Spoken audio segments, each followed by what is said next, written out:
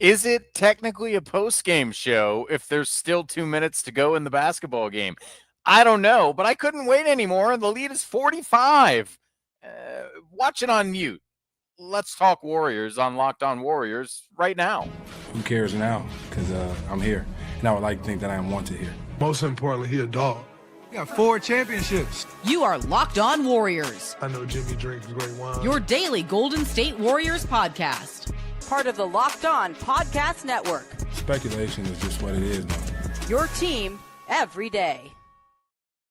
Welcome into Locked On Warriors, nearly post-game show as the Warriors are brutalizing the San Antonio Spurs right now.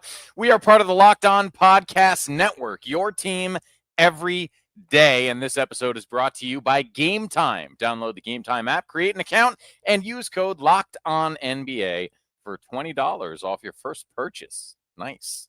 You can check us out right here on YouTube, where hopefully you're watching us live right now as the Warriors see if they can hold on to a 40-point plus lead in the last 2 minutes of a basketball game.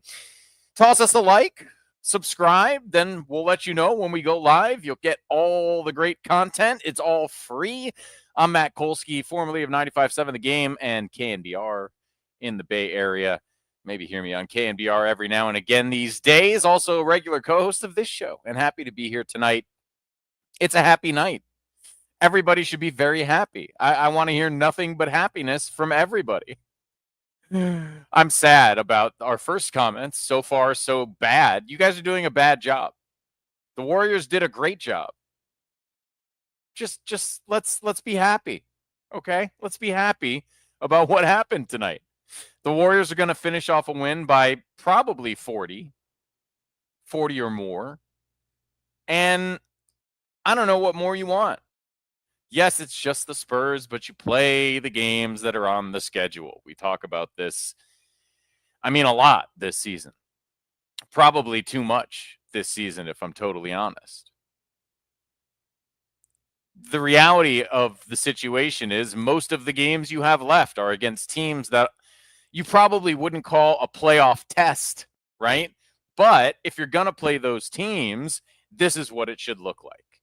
This is the kind of result you need. And so many of the things that the Warriors have not done well lately, they did so well tonight. We'll have the final box in just a little bit. The score is going final as we speak, 148-106. So it does become a 42-point victory. I think that's something you should feel good about. You're ahead of the Clippers by a full game. You're ahead of the Timberwolves. You are only one game back of the Memphis Grizzlies, who get Boston tomorrow, and then you face them on the back end of a back-to-back on Tuesday. So by the end of that game on Tuesday, the Warriors could have the 5th seed. Now, who knows? By the end of that game on Tuesday, they could also be the 8th seed. This stuff is crazy right now. Maybe not the 8th seed, certainly the 7th. So you don't want to get out over your skis, but that's the opportunity that's in front of you. And Memphis is not a very good team right now. They just fired their coach. Ja Morant has been injured and frankly hasn't had a great year by his standards. So that's an opportunity. This whole schedule down the stretch is an opportunity. That's what the Warriors are looking at. The fact of the matter is there's only a couple games against tough teams. Unfortunately, arguably their two toughest games come back-to-back Thursday, Friday when they're at LA on Thursday and back home against Denver. Then they get Houston on Sunday. That's the toughest 3-game stretch. And look, I understand things got down after the 2 ugly losses on this road trip, but as much as you'd like to win those games, I would argue you should have won those games. There's still games without Steph Curry. And even if we, you and I, believe that Jimmy Butler had the opportunity to do more in those games, and that if the Warriors had come out more focused, then they ought to win those games. All those things can be true. There are still games without Steph Curry. And the reality is if you don't have Steph Curry, it doesn't matter. It doesn't matter. So as long as they continue to play well with Steph Curry, I think you got to feel pretty good about it. And for me tonight, the biggest thing is you come out like gangbusters in the first quarter. So much of this year, even as they were winning, the start of the game was not good. It was not good. They tried so many different starting lineups over the course of the year, almost none of which worked well at the beginning of a game. Tonight was a totally different story. The entire first quarter was awesome. And to add on to that, I think it's pretty important that with a big lead, you come out in the third quarter and, again, absolutely lay the wood to a lesser basketball team. Now, let's not kid ourselves. The Spurs are terrible. And of course they are. Their best two players are not playing. So imagine the Warriors without Steph and Jimmy. Like, it's bad. It's a really bad team. You're not going to get overly excited about a win like this, but there are aspects of it. The first and third quarters, that's important. Moses Moody getting his shot back on track. That is important. Oberyn in the chat. It was an NBA versus a college team. I mean, look, it's never that bad. That Spurs team would still beat the crap out of every college team, but it's very bad. It's a very bad team. Can you draw conclusions from this game? This is an interesting question. Look, the reality is you can't draw conclusions from any one game, but I think you can compare games, right? You can compare this to the starts they've had even on Friday. Was it Friday? Yeah, even on Friday night. Like they stunk it up at the start of that game against an equally terrible team, right? So I don't think, again, beating the Spurs is not some huge accomplishment, but the way you did it indicates that they're locked in, indicates that you are taking a game seriously, despite the fact that it's an obvious lesser opponent, which, again, that describes most of the games down the stretch. You're going to be playing teams like the Spurs. They may be the worst, but you're going to be playing largely bad teams. And I'm sorry, like, you have to be able to draw some level of conclusion. I'm not going to tell you that because they beat the Spurs, they're on a playoff run, baby. No stop until the rings are on their fingers. No, of course not. That would be silly. But I think if you're not able to have takeaways from everything you watch, then maybe you're the one being silly. Just a thought. I think there have to be able to be takeaways from various things. If you just tell me it's a W against the Spurs, all right, fine. Not very exciting. If you tell me they had two 44-point quarters and jumped on a bad team and took the mission seriously, even though this is exactly the sort of game they've let slip away over the entirety of the year. I mean, frankly, if they had not let games like this one against a clearly lesser opponent slip away all year long, they would already be the 5th seed, if not the 4th seed.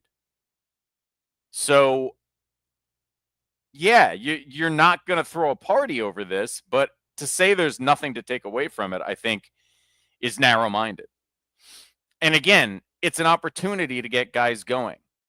Huge game for Podziemski tonight. Tremendous opportunity for Moses Moody to get his shooting back on track, which I think it's safe to say that he did. 20 points, 7-11 from the field, 3 of 6 from three-point range. Podziemski, 7 of 9 from three-point range. And you essentially, from a exertion standpoint, right, you essentially give Steph and Jimmy a nice, relaxing night off sort of an evening, which is great. It's not groundbreaking. It's not, oh my God, I can't believe it. But this is different than if they had beat the Spurs by 7 and needed a gargantuan effort from Steph or Jimmy Butler down the stretch to make sure they didn't blow it. It's different than that, and it's better than that. So, let's be positive. Is the game Tuesday bigger? Yes. Is the game on Thursday even bigger than that? Yeah. But since Steph has returned, they look a lot healthier as an organization than they did while he was out. I think we can all say that, and we can all be happy about it. When we come back, I want to dig a little bit more into that first quarter, plus more of your comments. I want to talk to you. Otherwise, it's just me, and I think we can all agree that's far from the best thing that this show could offer. Let's take a quick break, hear from our sponsors, and we'll get back into the Warriors next. Very, very, very happy that I'm not getting suspended no more. Game Time is our sponsor today, and there's nothing like watching basketball live. The energy of the crowd, sound of sneakers on the hardwood, maybe even a celebrity sighting courtside. Listen, if you're at Chase Center, you never know who's going to pop up. If you want to catch a game in person, Game Time makes getting tickets easier than ever. Game Time's new feature, Game Time Picks, filters out all the fluff. None of that nonsense, shows you only great deals on great seats for events you want to see, so you don't have to waste time scrolling through thousands of tickets. Look, I just checked the Game Time app. If you want to go see the Warriors on this homestand, there's good deals. They are giving you the best bang for your buck, and you can sort of look at where you're sitting. You want to make sure your view is good. You can check out the seats before you buy. There's no surprise fees, low price guarantees. It's excellent. Right now, you can take the guesswork out of buying tickets with Game Time Picks. Download the Game Time app, create an account, use code LOCKEDONNBA for $20 off your first purchase. Terms apply. Again, create an account, redeem code LOCKEDONNBA, LOCKEDONNBA for $20 off. Download Game Time today. What time is it? Game time. Very, very, very happy that I'm not getting suspended no more. Yes, all very happy that he's not getting suspended anymore. Happy to have Jimmy Butler in a Warriors uniform. And again, taking it easy out there. He's just taking it easy. Look, I don't know if that means he's going to have another level come playoff time, but it's pretty awesome to watch him control a game without even really trying to score. The chat is afire about Wolves Pistons, and yeah, there was a big fight. I believe there were 7 ejections, I think I saw. Someone in the chat is saying 5, but I feel like it might have been even more than 5. And, listen, when every win matters and every half game between you and Minnesota could make a difference, if a guy or two got suspended there, it wouldn't make Warrior fans unhappy, I have to believe, right? I mean, that wouldn't hurt. Okay, there it is. 2 coaches, 5 players. So it was 7 people, 5 players. Naz Reid, one of them. And if Naz Reid happened to miss a few games, that wouldn't hurt the Warriors' cause. I mean, you don't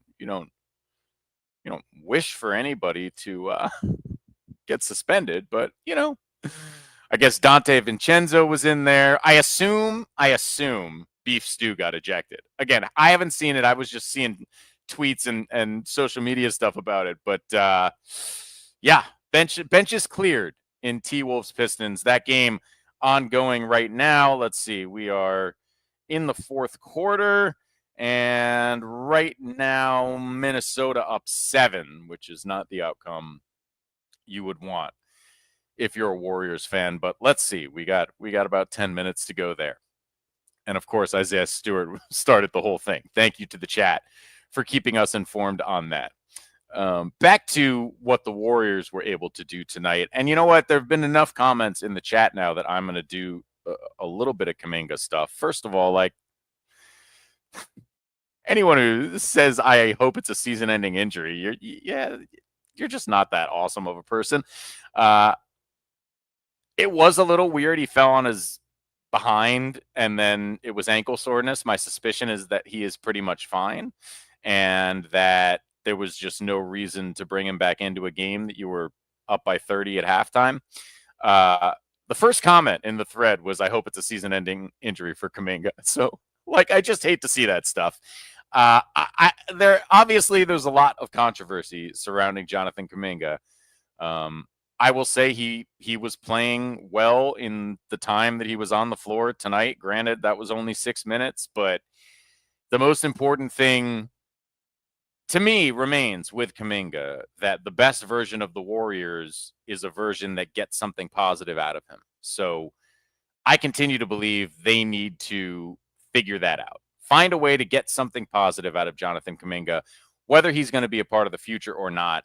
You can save that question for the offseason. But right now, if you don't get something positive out of him, you are not going to go as far as you otherwise might with this Warriors team. So that's the only real important thing about Kuminga tonight. Other than that, you just hope he is healthy because, I understand the controversy. I understand certain frustrations with Kuminga. I understand even those of you who don't want to play him much. But it's so undeniable what he does differently and better than other guys on this team. And look, I mean, Kevin, you're not alone. There are plenty of people who think Jonathan Kuminga is hurting this team, and you understand why, because they got on a really hot run without him.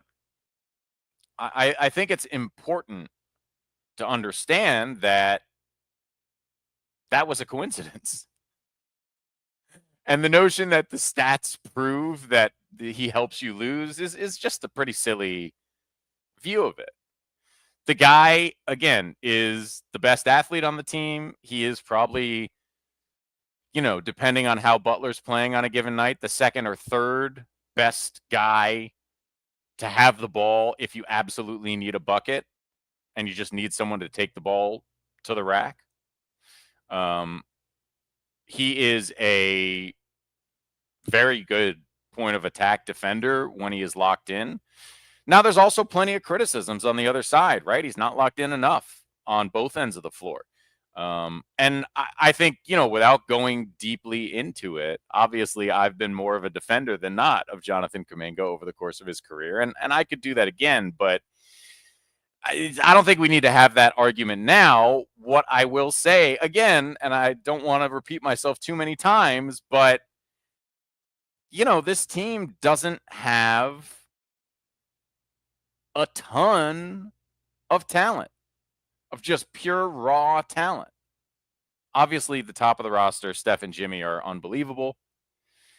But a lot of the guys here are playing above their talent level because they are smart and because they are tough and because they are, hard workers.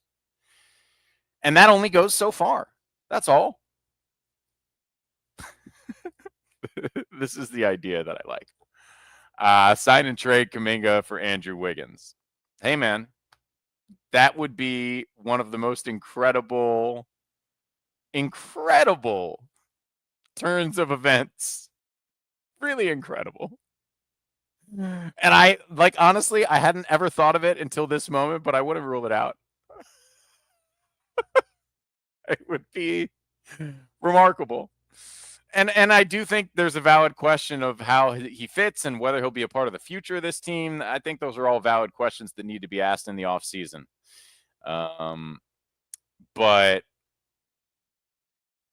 yeah, Kevin is just wrong, with all due respect, about Kuminga having zero skills and hurting the team consistently. I think it's been proven, in fact, that when he gets consistent minutes, he helps the team and he plays more and more how they want him to play, the more he plays. That's all. So, there are always going to be people who disagree with that, but I think you undermine yourself when you say things like he has 0 NBA skills. All right, that's it for Kuminga. I got distracted by the Kuminga conversation. And listen, I'm vulnerable to that. We all know I'm vulnerable to that. When we come back, I want to talk about the stretch run here. All of a sudden, 2 games ago, dire straits. All of a sudden, a twist here, a turn there. It seems like the Warriors are in really good position. Let's look at the schedule right after this. Forget that. We champs. Why you starting with that question? We got 4 championships. Yeah, I guess it's not much of a break. We're back already. Look at that. And the Warriors' schedule is something that we have talked about a lot because it's easy, straight up easy, and frankly, it's probably about as easy as the Clippers and Timberwolves, but it's much easier than the team in the 5th seed, who is the Memphis Grizzlies. For those of you who don't know, the Grizzlies have not been playing particularly well lately.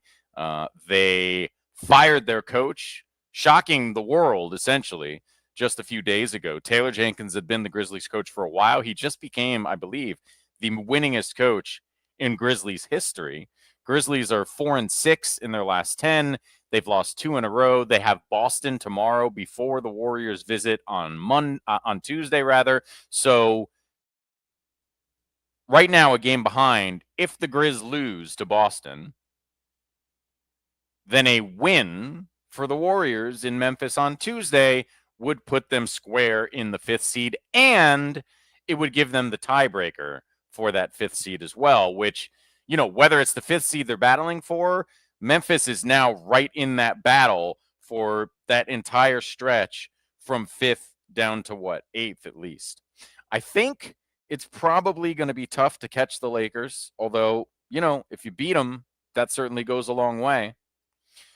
If you end up, though, in this battle with 4 teams for 2 actual playoff spots and 2 play-in spots, a win against Memphis means you have the tiebreaker against 2 of those 3 teams, and that is going to be a big deal. As far as where you want to end up in the playoffs, it's a really interesting question.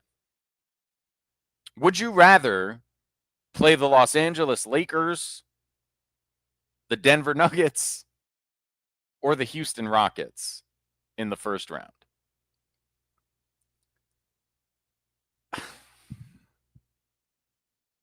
I mean, I think on paper, the obvious answer is the Houston Rockets.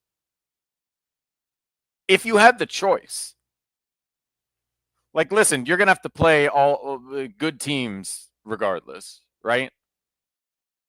But between Rockets, Nuggets, Lakers, just from a matchup perspective, the Warriors have handled Houston pretty well all year. And LeBron and Luka they're just an obvious load that you'd rather not have to deal with right off of the blocks. And Denver's got Jokic, best player in the world, matchup problem for a team without a particularly good defensive center. Now, as Todd is saying in the chat, the Rockets have been playing excellent basketball. It really looks like they're going to stay in the 2 seed. So, you'd rather be 5th or 6th and play the Nuggets or Lakers than be 7th and or be in the play-in and gamble with it. But that will be interesting in the last 3 games, right? Depending where you're sitting, where the Rockets are sitting, where the Nuggets are sitting. I don't think you're going to toss games away. There's not going to be any room for that. But who's playing who? Because as Matt says in the chat, it's really jumbled right now. 3.5 games from the Nuggets to the Warriors. that makes it 5 games, 3.5 from the Nuggets to Warriors, 5 from Houston to the Warriors. It is really squeezed up tight. And here's the good news. Memphis plays Boston tomorrow, as I said. Let's just, for the sake of argument, give them a loss there. Then the Warriors have a chance to take the 5th seed on Tuesday. But it's not just that. Because after that, the Grizzlies still have a Miami team that the Warriors saw can be pretty tough. They're on the road at Miami, at Detroit, who might fist fight you, and then at Charlotte, which, okay, they're not great. But finish the season, Minnesota, at Denver, and home against Dallas. So the Grizzlies, look, it's not totally a murderer's row, but it's by far the toughest schedule of all of those contenders. By contrast, after this Memphis, Los Angeles, Denver, Houston run, the Warriors get the Suns, the Spurs again, and Lord knows who will be playing for the Spurs by then, Portland, and then the big game with the Clippers on the last night of the season. So I think you're feeling better and better about your seeding after a night like tonight. You're feeling better and better about your approach, I think, after a night like tonight. And, look, obviously we know Kevin in the chat strongly disagrees, but hopefully Kuminga will be okay and be back out there for this tough run of games. I do think you need him for that. But also, if he's not there, you couldn't have done much better tonight getting Brandon Pajemski and Moses Moody going. They're your 2 leading scorers. Buddy Hield, also 3 of 6 from 3, 3rd leading scorer with 19 points. And if you don't have Kuminga, having Moody, Pajemski, and Hield shooting the lights out is certainly going to go a long way towards improving the stretch run. So I think you have to feel as good as you could feel about the Warriors after a night like tonight. Low turnover count, 13, 42 assists in the game. And I think between the first and third quarter, it's not just how well they played. For me, it was the approach. Only shot 9 threes out of their 24 shots in the first quarter.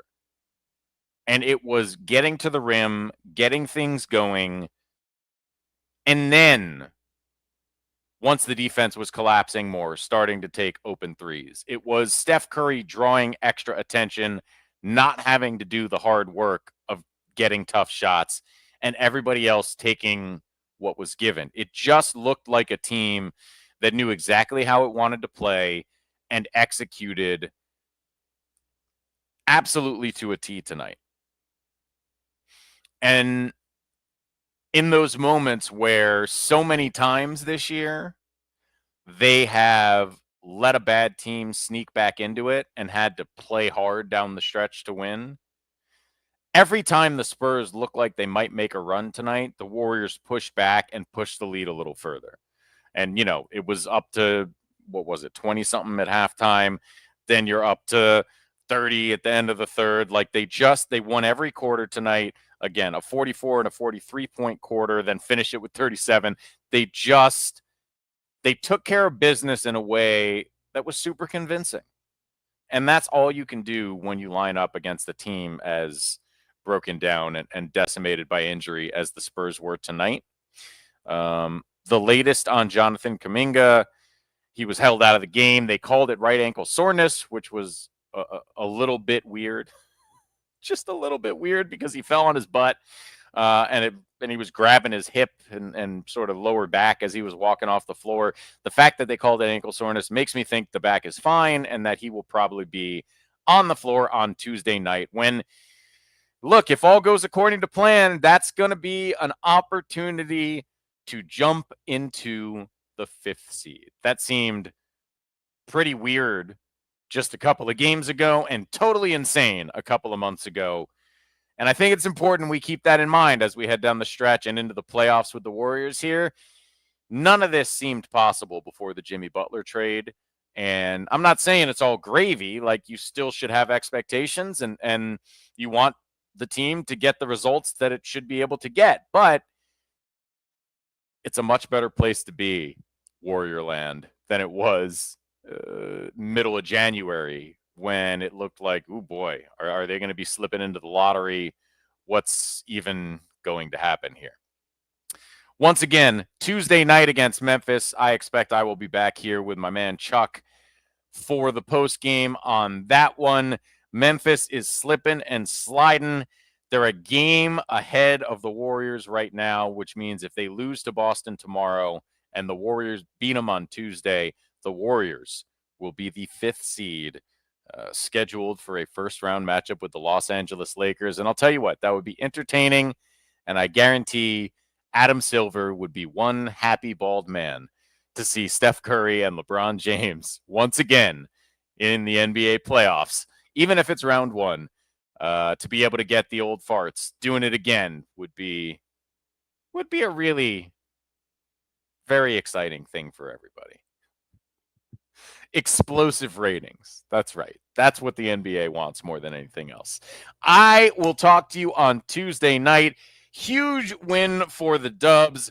Get excited, people. 148-106, the final, thanks to 27 for Pods, 20 from Moody, lighting it up from downtown. It's okay to feel good for a couple days until the game in Memphis, and hopefully they continue that run on Tuesday. I will talk to you then. Good night, everybody.